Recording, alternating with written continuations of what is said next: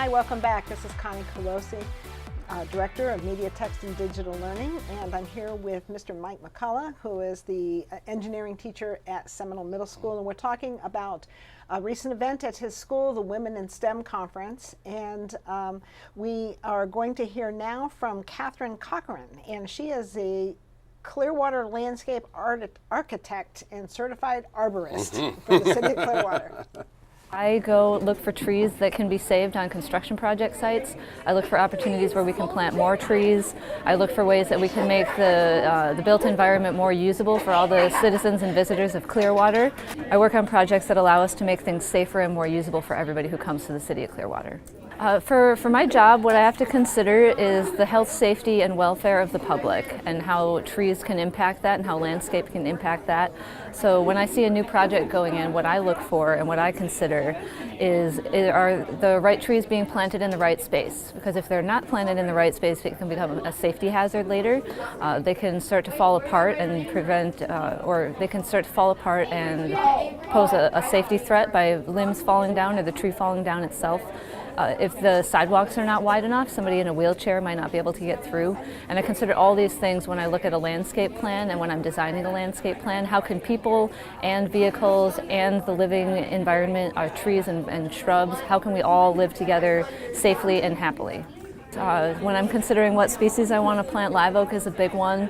We also like crepe myrtles because if they're trimmed properly, they can become very large. In fact, a lot of people prune them improperly and they stay too small. I also like a lot of the flowering varieties, but it really depends on what kind of space we're working with. If we have the room for a live oak, I'd love to plant those, but there's not a lot of spaces in the urban environment that can handle that anymore.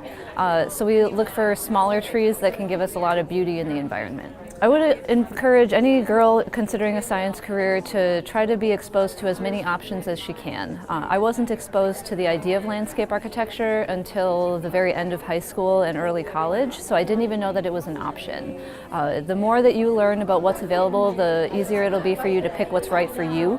And the more people that you talk to, the more that you'll know what's right for you. And there are so many people who are willing to talk to you about what they do and what they like about it so that you can figure out what you like the best. Right now, there's not a lot of women in the field that I work in, but there are becoming more.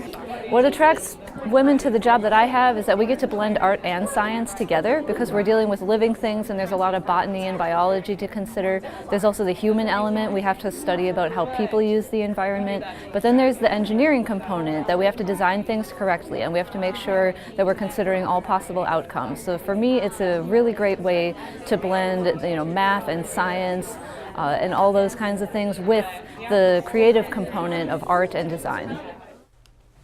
Wow, the creative component of art and design. And that's what a lot of people forget, that yes, we design, engineers are out to design things, but it also needs to be, not pretty, but it needs to be user-friendly for that person that's going to interact with whatever the engineer's designing. So one of the things I asked her was what her favorite flowering tree was, and she said tabebuia.